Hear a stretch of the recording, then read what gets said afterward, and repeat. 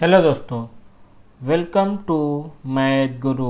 हाल ही में बिहार सरकार के द्वारा एनआईएस डीएलएड को पिछली भर्ती में शामिल किया गया।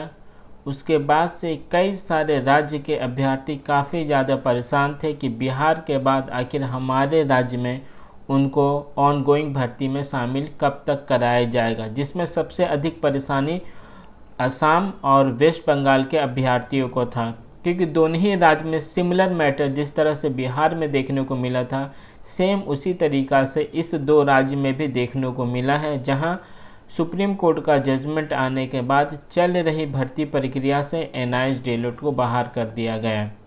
इसी संदर्भ में 10/2/2025 यानी कल के डेट में असम हाई कोर्ट में जो है एक, जिसको गुवाहाटी हाई कोर्ट बोलते हैं, गुवाहाटी हाई कोर्ट में एनआईएस डीएलएड से रिलेटेड एक मामले का सुनवाई वहां पे हुआ। क्या है पूरा मैटर मैं आप लोगों को पढ़ के बताता हूं, उसके बाद से आगे क्या स्टेप लेना है वो भी, उसका भी जानकारी मैं आप लोगों को देने का कोशिश करूंगा। इसके अलावा इस जजमेंट का इफ़ेक्ट किस तरह से दूसरे राज्य में भी हमें देखने को मिल सकता है अगर सही तरीके से सारे ऑर्डर कॉपी को यूज़ किया जाए, तो उसके बारे में भी चर्चा इस वीडियो में आप लोगों के साथ करूंगा।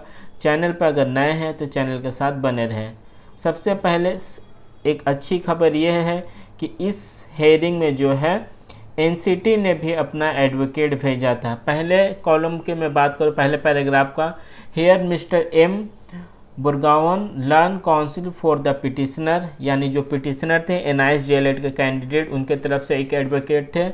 Also here mister P Sharma learned standing counsel for education department, यानी बिहार सरकार के अंतर्गत जो एजुकेशन डिपार्टमेंट आता है उनका भी एक एडवोकेट था। उसके अलावा सबसे अच्छा बात यह है कि and mister I Alam learn standing counsel for NCTE, यानी एनसीटी ने भी जो है अपना एडवोकेट गुवाहाटी हाई कोर्ट में भेजा था।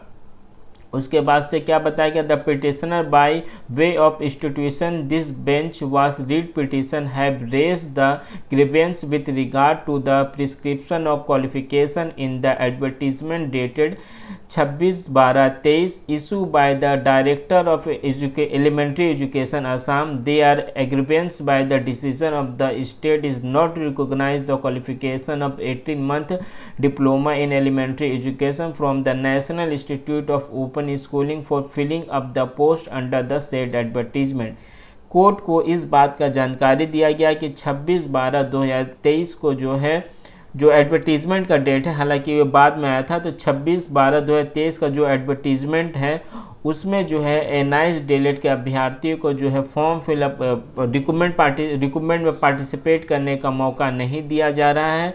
रीज़न वही बताया गया क्योंकि हम लोगों का जो 18 मंथ का डिप्लोमा है जो कि वैलिड नहीं है, ऐसा जो है जानकारी दिया गया सुप्रीम कोर्ट में। ये रीज़न से जो है हमें बाहर किया गया। उसके बाद क्या गया, the fundamental ground of the petitioner is that in term of the determination made by the Honorable Apex Court in order dated 10/12/24 pass in the diary number 4961 arising out of the civil appeal 7873 the petitioner qualification of the DLED is being recognized। उसके बाद में court में इस बात का जानकारी दिया गया कि सुप्रीम कोर्ट के द्वारा, एपेक्स कोर्ट मतलब है कि सबसे ऊपरी कोर्ट, यानी सुप्रीम कोर्ट के द्वारा 10/12/2024 को विश्वनाथ वाला सर जो आप लोगों को पता है उसका विश्वनाथ सर के केस के माध्यम से हम लोगों को डिग्री को जो है एक बार फिर से फ्रेश रिक्रूटमेंट के लिए पूरी तरीक़ा से रिकॉग्नाइज कर दिया गया है। It is further contended by the learned counsel for the petitioner that in term of the aforementioned determination made by the Honorable Apex Court, the competent statutory authority National Council for Teacher Education NCT has also recognized such qualification which is acquired between 22/9/2017 to 31/3/2019 and accordingly by the notification has been issued। उसके बाद से court में इस बात का भी जानकारी दिया गया कि सुप्रीम कोर्ट का जजमेंट आने के बाद से एनसीटी ने भी हम लोगों को डिग्री को पूरी तरीक़ा से एक रिकॉग्नाइज्ड डिग्री माना है और उसके लिए उसके द्वारा एक नोटिस भी इशू किया जा चुका है। यानी हम लोगों को आप लोगों को पता है NIH DLED का जो डिग्री का जो टर्म था वो 22/9/2017 से स्टार्ट हुआ था और 31/3/2019 को ख़त्म हो गया था, जिसको एनसीटी ने भी मान्यता दे दी है। It is further case of the petitioner that they have acquired their qualification during the efforts period and therefore their candidature should be considered by the selection committee। इसके बाद से ये रिक्वेस्ट किया गया कि हम लोग का डिग्री जो पूरी तरीक़ा से एक वैलिड डिग्री है, तो हम लोगों को भी सिलेक्शन यानी रिक्रूटमेंट प्रोसेस में पार्टिसिपेट करने का पूरा मौका दिया जाए। Mister P. Sharma Lang, Standing Counsel for the Education Department, Assam, submit that he may be allowed some time to respond such contention prayer stand allow list this matter 18/3/25। यानी इसके बाद से जो सरकार के तरफ से जो एडवोकेट थे उनके द्वारा कोर्ट में कुछ समय मांगा गया, जिसको जो है अलाउ कर दिया गया है और इस मैटर का पूरा सुनवाई जो है अब 18/3/2025 को एक बार फिर से लिस्टेड है।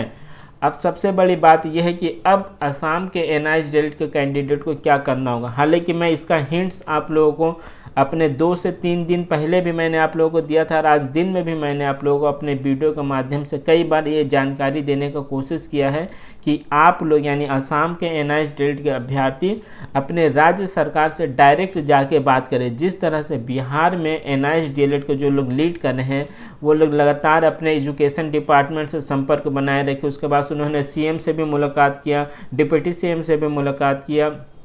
यही काम आप लोगों को भी असम में करना है, क्योंकि घर बैठे काम नहीं बनने वाला। थोड़ा सा आप लोग जाके अपने एजुकेशन डिपार्टमेंट खास करके मुख्यमंत्री से ज़रूर मुलाकात करें, क्योंकि मुझे याद है जब डिग्री इनवैलिड करार दिया गया था, हालांकि इनवैलिड नहीं था लेकिन इस तरह का बात फैल चुका था कि डिग्री इनवैलिड है, उस समय भी मुख्यमंत्री के द्वारा आप लोगों को आश्वासन दिया गया था कि ये सारी बातों को वो जो है MHRD और सेंट्रल गवर्नमेंट तक पहुंचाएंगे और इसका जल्द से जल्द समाधान करने का वो कोशिश करेंगे।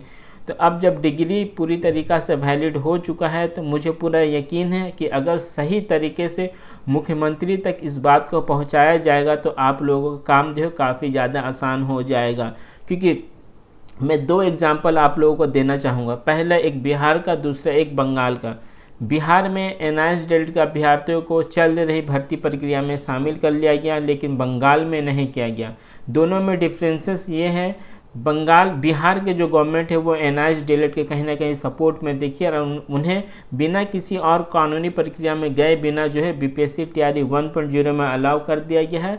जल्द ही BPSC TRE 2.0 में अलाउ कर दिया जाएगा। मसला सिर्फ BPSC TRE 3.0 को फंस सकता है, लेकिन BPSC TRE 1.0 और BPSC TRE 2.0 और BPSC TRE 3.0 में भी ऐसे अभ्यर्थी जिन्होंने एग्ज़ाम दिया है और क्वालिफाई कर गए हैं उनको कोई भी परेशानी बिहार सरकार नहीं करने जा रही है। लेकिन वेस्ट बंगाल में यहाँ का राज्य सरकार पूरी तरीक़ा से ऑनगोइंग भर्ती में NIH DLED को शामिल नहीं करना चाहती, जिसकी वजह से वेस्ट बंगाल में मामला अभी भी फंसा हुआ है और बिहार में कहीं ना कहीं NIH के साथ में नज़र आ रही है वहाँ की सरकार। इसलिए BPSC TRE 1.0 और 2.0 का मामला बहुत ही जल्दी हमें सुलझता हुआ दिख रहा है।